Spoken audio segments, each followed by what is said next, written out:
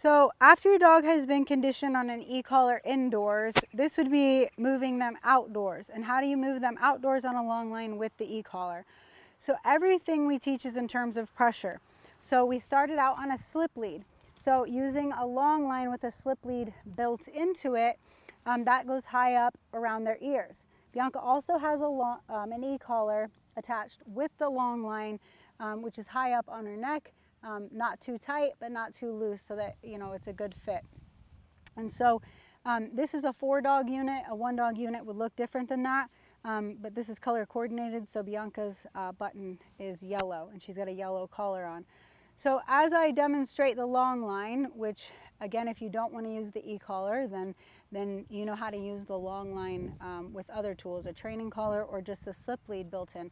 But if you do want to use an e-collar with your dogs, this is how you progress to taking them off leash with an e-collar. So I'm going to start walking in a direction. I'm going to pick a point, and Bianca, as long as she's with me, there's going to be no pressure on the line or the e-collar.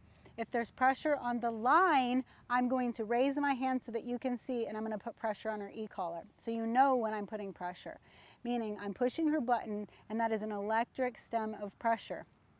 Now, remember, these are working levels. These are not correction levels. This is already after we've found her working levels indoors, and now we have to usually raise it a couple levels to come outdoors.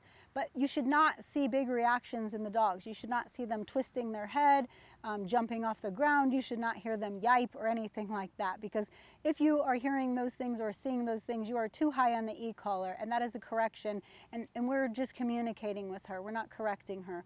We're talking to her. Think of it as a walkie-talkie or a cell phone, you know, when you're calling your dog, but a walkie-talkie. So I often tell clients a walkie-talkie when your dogs cannot hear you until you push the button. And so when I'm pushing the button, again, I'm raising my hand in the air, okay? So I'm gonna put the line around my wrist here and keep the e-collar in that hand, just because I feel like that's the easiest way to not use the line so much. So I'm gonna push her button when I'm talking to her, and remember that I'm gonna let off the button when she's complied. And so I'm going to use it like a walkie-talkie. So she's on a 9 right now, a 10. And this is out of 100 levels, remember, and so this is a working level. Many times people can't feel it until, you know, they can't feel up to 4 or 5. The first time I ever put an e-collar on my arm, I felt it at a 9. So I felt it. It wasn't it wasn't painful, and it shouldn't be painful, okay? So Bianca, come. Good girl. So let me just fix this real quick. So this is behind her head here, or maybe on this side. Good girl. So I can dial down. That was a pretty quick response with Bianca.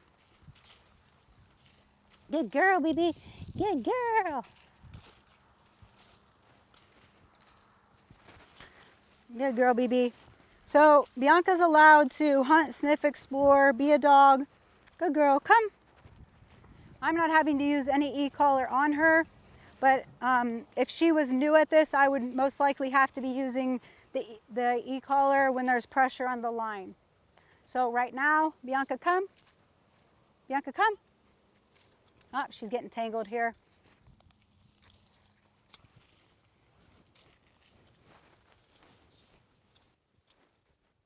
Oh, the line's getting tangled every time. Okay, B. So again, this is what it should look like after the dog is conditioned to follow you on a long line. You're not having to use a lot of pressure. Good girl, B. Good girl. I'm not having to use any e-collar pressure, but if she were to go off in a different direction now, like I would just say, Bianca, come. There we go. Good girl. Good girl. Good girl. Good girl.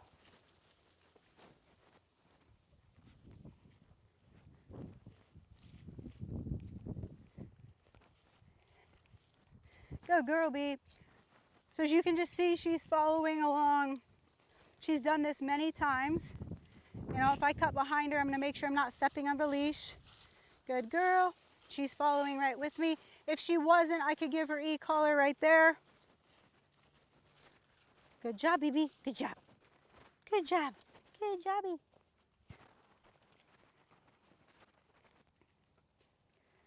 Bianca, come. And so right there I could give her e-collar, but I just gave her verbal. I also dialed down on Bianca's e-collar because she's following so well. Bianca, stop. Bianca, sit. And Bianca, down. So good. So I dialed down on Bianca's e-collar because she was lip licking, which is a sign of stress. It's a subtle sign, but she's following so well that that told me she was a little stressed out. So I was able to dial down on her e-collar. So I'm on probably a 4 or 5 now. Let's see. Probably I am on a 4. You know, these things are sensitive, so sometimes, you know, it was close, 4 or 5, which is half of where we started. And most people could not feel that, that stem, that electricity. So that's where she needs to be right now. And again, when God is communicating with us, if we can hear him at low levels, like he doesn't need to use a lot of pressure to communicate with us. And so because we're compliant, when we're in a good frame of mind to be, you know, obedient and compliant, this is, God doesn't have to use a lot of pressure to communicate with us. So I'm going to do it again so that you can see, and I'm going to raise my hand every time I give her a command. And now we're on a working communicative level so you can see. And this time I'm going to drop the leash so that you can see how the next step is when your dog is following wonderfully when the leash is in your hand and using the e-collar. If they are doing that, they've mastered that and they're ready to go to the next step, then you can drop the line and then use the e-collar. They're going to feel that the line is attached to them, and so that it's still a way to communicate, but then you're transferring the information to the e-collar so that the dog knows that you can communicate with them when they are off leash. So this is a progression to off leash training. And long line is one of the ways we get to that, as well as layering on an e-collar, okay? So every time I give her a command, I'm going to push the button and then give her the command. I'm gonna let off the button when she's complied, but I'm gonna raise my hand when you do it so that you can see how I'm doing it, okay? So, Bianca, come. Good girl. Good girl, B. Come on, Mimi. Good girl. Good girl, baby. Good girl, good girl, good girl. That's a very good girl. Come. Bianca, come. Good girl. This is what is called, so Bianca, come. Good girl. It's called being hooked on mentally. So again, Bianca, come. When your dogs are following you, they shouldn't be worried about all the other distractions in the world. And so if I cut behind her here because she's focused on going somewhere else, her job is to follow me, and she did it wonderfully that time without me having to give her e-collar. Good girl, baby. Good girl, baby. Good girl. Good girl. Good girl. Come. Good girl. Good girl.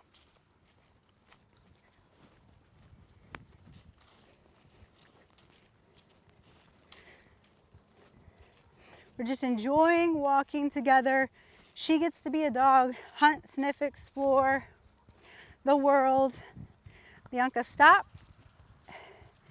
So everything that we've trained indoors, now we're bringing outside. We're bringing outdoors. So when I am able to give her a stop, sit, and down command, you know, now she's just really relaxed. And this is really handy for off-leash hikes, when you want to go hiking with your dogs, when you want to be able to drop the leash. An e-collar is really helpful even when you're at home. And you know, we live out in the country, and so we have lots of distractions out here. You never know what kind of wildlife you're going to find in your yard, whether it's raccoons, deer across the fence, rabbits, and being able to recall your dogs that have high prey drive. It's a wonderful, amazing tool to be able to communicate with your dogs. So the last step that we're going to do is remove the line so that you can see how it should look when your dog has mastered that, the line on, and being able to communicate through the e-collar. Then we're going to remove the leash, okay? So now Bianca knows that the only way I have to hold her accountable and to communicate with her Well, of course I have my voice. I'm building on my relationship with her so that she's trusting me to follow me, but now I have an e-collar to hold her accountable. If we see something, if she sees something that her instincts are going to cause her prey drive, is going to cause her to override my voice or something else in the world, this, you know, is going to be able to hold her accountable. Bianca's very relaxed right now, so this is the benefit of Calm on Command and teaching your dogs how to relax, because they can relax in any setting, you know, and in between exercises. I mean, this is the best gift that you can give dogs, is peace, you know, so that they can just relax. So I'm gonna, Bianca's sleeping. Hi, buddy. Okay, so I'm gonna just put this line in my hand so that you can see we don't have to use this anymore in your progression off tools. This is a tool that I will always continue to use with my dogs. Just like God communicates through tools with us. So, you know, that's why we continue to read the Bible. That's why you continue to go to church. That's why you continue to listen to, you know, praise and worship, or services that give you a good word. You know, they're always in relationship, and there's always tools that you're going to use. So once you're done with training, it's not like that. Once you go through the training, this is a lifestyle. This is a forever thing that you continue to do with your dogs. So I'm going to use this you know, for the life of my dog. So I'm going to show you now what it looks like in just communicating with the e-collar and no line. So Bianca will be off leash. Okay? All right, Bianca, come. Come. Give her a couple taps there. Come, Bee. Good girl. Good girl.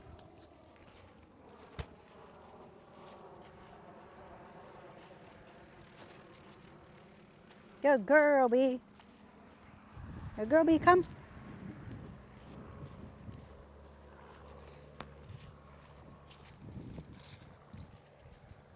Oh, she got an itch.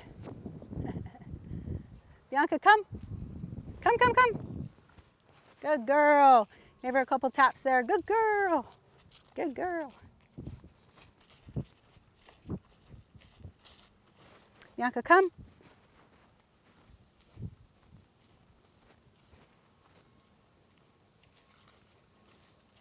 Good girl. Bianca, come. Come. Come on, Bee. Come on, Mimi. Good girl.